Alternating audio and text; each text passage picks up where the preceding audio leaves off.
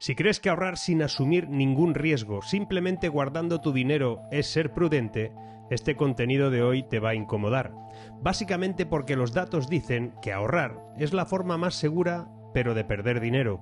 Desde el año 2000, el euro ha perdido casi la mitad de su poder adquisitivo real como divisa. Es decir, si tienes un billete de 100 euros de entonces, lo que puedes hacer con él es mucho menos que antes, pero mucho menos. No es una opinión ni una sensación generacional, es el efecto de la inflación acumulada. Es algo que pasa con cualquier moneda. Todas prometen estabilidad, pero la realidad es muy distinta. En el caso del euro, hablamos de una moneda gestionada políticamente cuyo valor se erosiona de forma sistemática año tras año.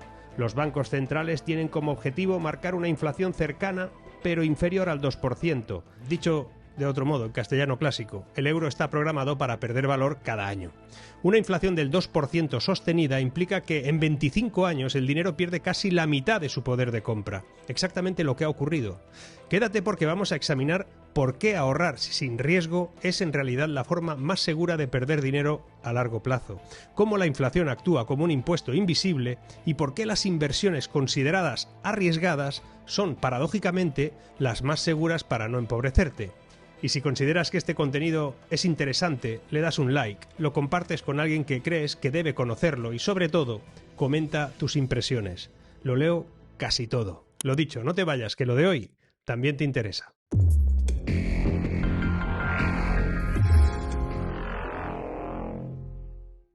A la devaluación programada por sistema del euro se debe sumar la expansión monetaria masiva de las últimas décadas. Recordarás que tras la crisis financiera de 2008, la crisis del euro, la pandemia y la crisis energética, la cantidad de euros en circulación no ha hecho más que crecer, mucho más rápido que la economía real. Más dinero persiguiendo los mismos bienes siempre termina en un mismo lugar, precios más altos. Esto es de siempre. Europa, además, no ha compensado este fenómeno con crecimiento real. Lo sabemos, lo hemos analizado aquí muchas veces. Productividad estancada, mercados rígidos, demasiada regulación y además una demografía envejecida han ido haciendo que los salarios reales no sigan el ritmo de los precios. ¿El resultado?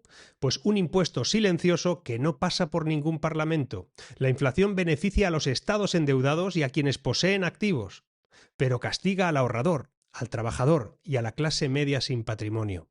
Cuando sientes que trabajas más para vivir peor, no es nostalgia, amigo mío, es aritmética monetaria. El euro no se devaluó por accidente, lo devaluaron porque así funciona el sistema. Pero lo peor no es eso, lo peor es la idea, una idea profundamente arraigada según la cual no arriesgar es ser prudente.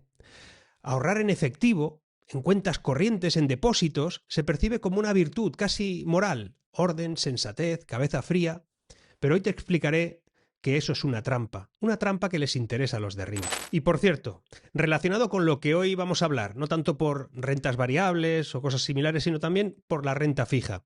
Si pensabas que los intereses altos ya se habían acabado, te puedo anunciar que no del todo. Con los nuevos productos del patrocinador de este vídeo, de hoy, basados en renta fija, puedes seguir accediendo a tipos muy atractivos durante los próximos años. Se llama Fixed Income y así inviertes en ETFs de bonos con vencimiento definido, pago de intereses regulares, una alternativa que yo diría que es clara a las cuentas de ahorro tradicionales. Por ejemplo, manteniendo la inversión hasta diciembre de 2031 puedes obtener hasta un 3% anual, que por lo menos te iguala la inflación. Y si buscas algo más, también puedes prestar dinero a grandes empresas como Apple, Netflix y recibir, ahí sí, garantizado un 4% anual, teniendo en cuenta el tipo de cambio, eso sí. Todo desde una aplicación, de forma sencilla. Dale al enlace que hay en la descripción, sigue el QR de la pantalla o empieza ya mismo desde €1 para ir probando. Pero volvamos. El problema es que esa supuesta prudencia de la que te hablaba antes no solo no protege el patrimonio, sino que lo destruye de forma sistemática. Guardar el dinero bajo el colchón, esa expresión tan habitual, ya sea literal o incluso bancariamente hablando, no es una cosa neutral, es una apuesta. Y es, además, una apuesta casi siempre perdedora. Te lo explicaré. El efectivo tiene una ventaja psicológica evidente, no fluctúa, no genera titulares alarmistas ni provoca vértigo al abrir la aplicación del banco. Pero esa estabilidad es una ilusión contable. En el mundo real, el que realmente importa, el dinero quieto se va pudriendo lentamente. La inflación funciona como la humedad en una casa cerrada. Cuando quieres darte cuenta, ha echado a perder hasta los cimientos. La inflación no es un accidente meteorológico ni una fuerza natural inevitable. Es una decisión política. Y eso es lo grave de esta historia. Una decisión política persistente. Los bancos centrales de las principales economías apuntan a mantener una inflación positiva en torno al 2% anual, de forma deliberada. La función económica de esa inflación moderada es muy clara: penalizar el ahorro improductivo y empujar al ciudadano a asumir algún riesgo que de otro modo no asumiría. No es lo que quieren, pero es a lo que te empujan. El resultado es perverso. Quien cree protegerse del riesgo en realidad garantiza su pérdida. Como afirmó el Nobel Milton Friedman, con su habitual claridad, decía que la inflación es un impuesto sin legislación, es decir, un tributo encubierto que pagamos todos los poseedores de dinero líquido en favor de un deudor. Y si quieres opiniones por el otro lado, pues en palabras de la otra esquina, John Maynard Keynes en 1919 ya decía que mediante un proceso continuo de inflación, el gobierno puede confiscar de forma secreta e inadvertida una parte importante de la riqueza de sus ciudadanos. Yo diría que es difícil resumir mejor la naturaleza insidiosa de este fenómeno. A 20 o 25 años vista, mantener los ahorros siempre en liquidez implica una probabilidad cercana del 100% de perder una buena parte de tu poder adquisitivo. No es una opinión, digamos, ideológica, no. Esto es estadística básica respaldada por la historia económica. No me invento nada. Por ejemplo, en España la inflación acumulada desde 1992, el año mágico, supera el 118%, lo que significaría que el dinero ha perdido más de la mitad de su valor en ese periodo. Incluso con inflaciones moderadas, el 2% anual, el efecto compuesto es devastador. En 30 años los precios doblan su nivel y unos ahorros que no crecían, por lo menos no lo hicieron al mismo ritmo, se han reducido a la mitad en términos reales. Peor aún, si miramos épocas recientes, la inflación de doble dígito que azotó Europa en el 22 y en el 23, encima supuso un golpe histórico a los ahorradores más conservadores. En España, solo en el primer trimestre de 2022, la escalada de precios se llevó por delante más de 35.000 millones de euros del poder adquisitivo de las familias. ¿Dónde se fue ese dinero? Luego te lo cuento.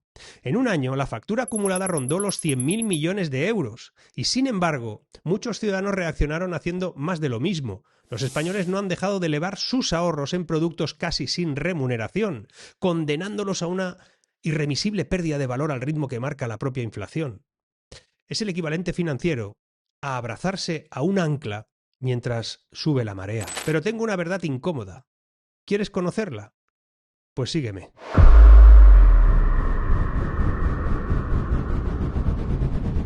El dato que incomoda tanto a ahorradores, conservadores como a reguladores bien intencionados, por decirlo de alguna manera, es la renta variable, que a largo plazo es el activo más seguro si por seguridad entendemos no empobrecerse. Entendedme bien. Puede sonar chocante, pero los datos lo respaldan. Jim Reid, economista de Deutsche Bank, analizó más de 200 años de rentabilidades en 56 países y sus conclusiones son diáfanas, muy claras, muy interesantes. En acciones, a 25 años la probabilidad de perder dinero en bolsa en términos nominales es inferior al 1%. Históricamente, invertir en un índice global durante ese periodo ha sido ganador en el 99% de las veces. A 10 años el riesgo de pérdida sube un 6,3% y a 5 años ahí ya sube a un 13%. Pero sigue siendo minoritario. Incluso en términos reales, ajustando por inflación, la probabilidad de no batir al efectivo a 25 años es solo del 7%. Luego, la cartera 60-40, la famosa cartera 60-40, 60% de acciones, 40% de bonos. Este portfolio clásico, se maneja en muchos ámbitos, es aún más robusto en términos nominales porque la probabilidad de pérdida a 25 años es de apenas del 0,1%, prácticamente cero. Quédate con esa cifra, 0,1%. Más adelante volveré a ella y se te iluminarán los ojos con lo que se esconde detrás. De hecho, ha sido históricamente más seguro que las letras del tesoro a corto plazo. En términos reales, su tasa de fracaso ronda el 8% a 25 años, ligeramente peor que la renta variable pura, debido a que los bonos sufren con inflaciones altas. Aún así, en horizonte de 5 y 10 años ofrece más estabilidad que las propias acciones, de ahí su popularidad entre inversores de tipo moderado. Y luego está el efectivo, la otra opción que analizó este hombre. Es el gran perdedor, en su sentido. siempre, el de activo, obviamente, no en el de su vertiente de sistema de pago. Ya sabéis que yo defiendo el efectivo, para pagar. Entendedme, ¿eh? Luego no vengáis con que defiendo una cosa, digo otra. No. Se entiende.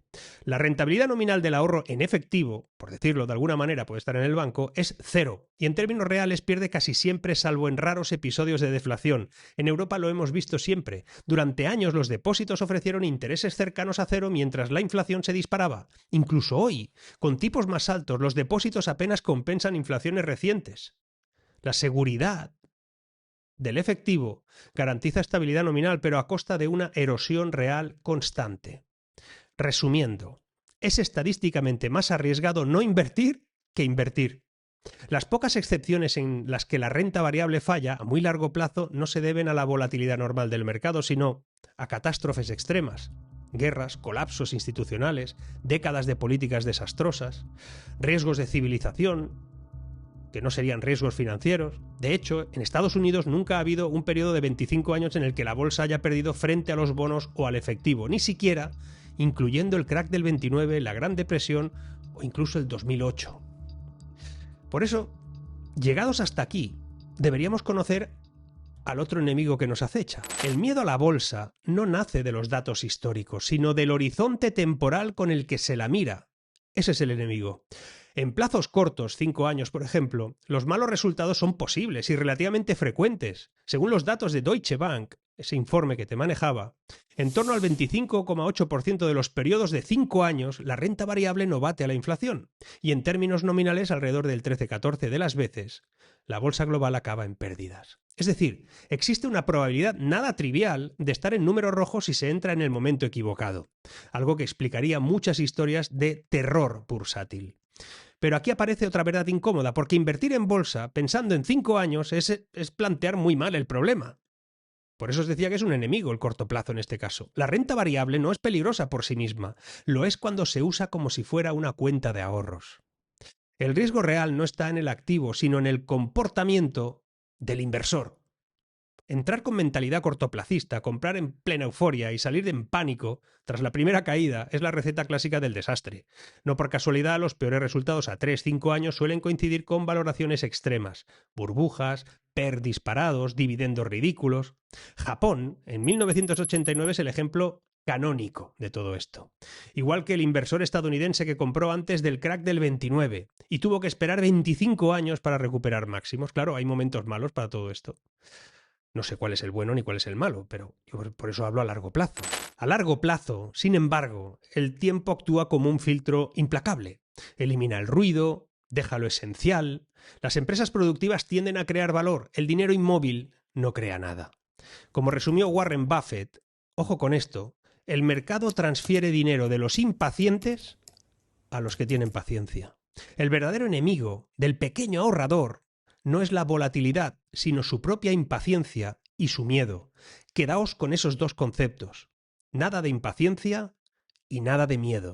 Pero si hasta ahora hemos visto cómo la aversión al riesgo, mal entendida, lleva a pérdidas seguras a largo plazo, ¿qué pasaría si efectivamente sufres una mala racha o un evento extremo justo después de que hayas invertido? Porque puede pasar. Esa es la preocupación más legítima que pueden tener mucha gente. Pues vale, la estadística dice que a largo plazo casi siempre gano, pero ¿y si tengo la mala suerte de vivir una excepción histórica? Es una pregunta razonable, yo también me la he hecho muchas veces. Así que vamos a ver varios escenarios si nos pasa eso. Si tienes la mala suerte de invertir justo antes de un gran crack, puedes arrastrar pérdidas durante años. Ya hemos visto que esto ocurre en aproximadamente 1 de cada 4 periodos de 5 años. Y aún así, incluso en esos casos, la historia nos muestra que mantener la inversión, no salir corriendo con lo que te quede, suele acabar compensando. Tras el crack del 29, quienes no vendieron siguieron cobrando dividendos en los años 30 y terminaron recuperándose con la expansión de los 40. Bueno, esperaron y lo lograron. Algo similar ocurrió en 2007. Quien aguantó la gran recesión estaba de vuelta en 2012-2013, muchas veces ya en ganancias gracias a los dividendos. El tiempo suele ser aliado del buen activo y enemigo del mal inversor. Y si hablamos de una catástrofe mayúscula, esas que arrasan décadas enteras, pues el peor escenario posible sería invertir en el país equivocado antes de una guerra o de una hiperinflación, ya que hablamos de muchas posibles guerras, muchos conflictos internacionales para que vayas teniendo una visión de todo. En esos casos, ningún activo financiero convencional se puede salvar, obvio, pero conviene decirlo, el efectivo, dinero quieto en depósitos, tampoco se va a salvar. La hiperinflación alemana de 1923, por ejemplo, redujo a cero el valor del marco. Guardar dinero sin riesgo fue igual de ruinoso que haber invertido. Y eso mismo ocurre en guerras, defaults, confiscaciones, monedas que se evaporan y depósitos que desaparecen. Cuando el sistema colapsa, no hay refugio perfecto y desde luego el colchón no es uno de ellos. De hecho, tras los desastres suelen recuperarse antes los activos productivos que las promesas de pago estatales. Puedes diversificar en otros tipos de productos y otros activos, metales... Pero en resumen, el corto plazo es traicionero y caótico, pero el largo plazo tiende a premiar la inversión productiva y a castigar la inacción. Soy muy amigo del largo plazo. A veces es algo que cuesta trasladar a la gente más joven. El interés compuesto, del que hemos hablado aquí alguna vez, la formalización de inversiones a un plazo superior a los 10, 15 años, siempre es una buena idea, os lo digo. Hablemos ahora de los bonos del Estado y de la célebre cartera 60-40, porque aquí hay matices importantes que pueden ser muy interesantes para vosotros. La deuda pública se presenta como el activo serio, el más responsable para el ahorrador conservador. Prestas el dinero al gobierno, te prometen devolverlo con intereses. La pregunta es, ¿qué puede salir mal? Pues bastantes cosas, hombre. Bastantes cosas pueden salir mal. En términos nominales, los bonos han sido relativamente seguros. Bien, la probabilidad de perder dinero a 25 años es muy baja, en torno al 1,5%, ya que si mantienes hasta vencimiento, pues cobras capital y esos cupones.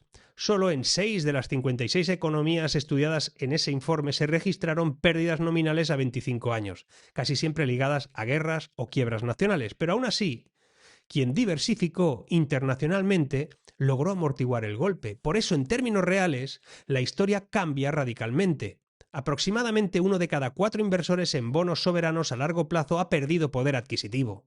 1 de cada 4, incluso reinvirtiendo cupones. La razón es estructural. Los bonos dependen de ciclos muy largos de tipos de interés e inflación.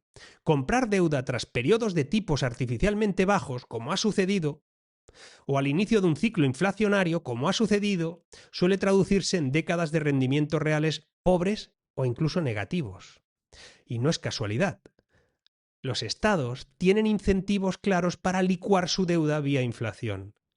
Aquí viene la trampa, la que os decía antes. La represión financiera de 1945 a 1980 permitió reducir deudas de guerra a costa de los ahorradores. Y los años 70 terminaron de castigar a la renta fija con inflación elevada. Algo parecido ocurrió tras 2008. Resulta que tipos cercanos a cero durante años salvaron los balances públicos, también los privados, mientras erosionaba el ahorro de la gente más prudente. El Estado puede cumplir nominalmente y aún así empobrecerte vía inflación. ¿Veis el bucle perverso? Por eso los bonos pueden proteger el impago, pero no el impuesto inflación. La cartera 60-40 merece mención, porque durante décadas fue la favorita de los asesores. Acciones para crecer, bonos para estabilizar. Y los datos lo confirman en términos nominales. Es una de las combinaciones con menor probabilidad de pérdida a largo plazo, casi nula, a 25 años. La razón es simple. Rara vez acciones y bonos caen juntos de forma prolongada. La mezcla suaviza los golpes, reduce la volatilidad y minimiza el riesgo de quiebra nominal. Pero el problema aparece en términos, digamos, reales. La 60-40 tiene una probabilidad algo mayor de pérdida de poder adquisitivo que la renta variable pura, alrededor del 8% frente al 7%. El componente de bonos actúa como lastre en entornos inflacionarios prolongados. En 2021 y 2022 quedó clarísimo. Muchos inversores, denominados prudentes, con un 40% en bonos, vieron caer sus carteras cuando subieron simultáneamente los precios y los tipos. A corto y medio plazo, eso sí, el 60-40 ofrece más estabilidad que las acciones, lo que la hace útil para esos horizontes de los que le gustan de término medio, de baja tolerancia al riesgo, Mi impresión es que la cartera 60-40 es extraordinariamente resistente en términos nominales, pero puede ocultar una erosión silenciosa, ir con mucho cuidado en eso, del poder adquisitivo cuando los bancos centrales empiezan a imprimir, ya sabéis que tienen una adicción a la imprenta que es enfermiza, y la inflación hace su trabajo. El riesgo no siempre está en perder euros, sino en que esos euros cada vez valgan menos.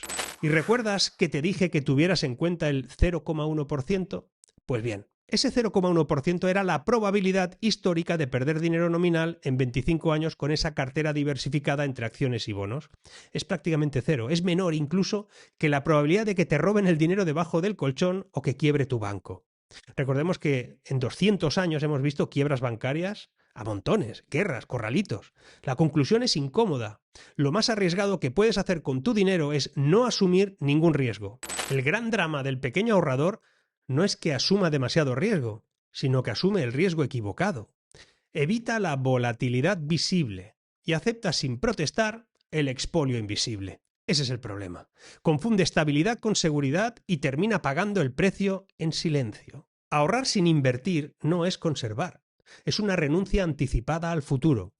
Significa algo así como: me conformo con que mis ahorros valgan cada año un poquito menos. Es de locos, ¿verdad? Es como enterrar los talentos, por hablar de monedas de otro momento, en el campo, por miedo, para que luego venga la inflación como un ladrón nocturno y se los lleve sin resistencia.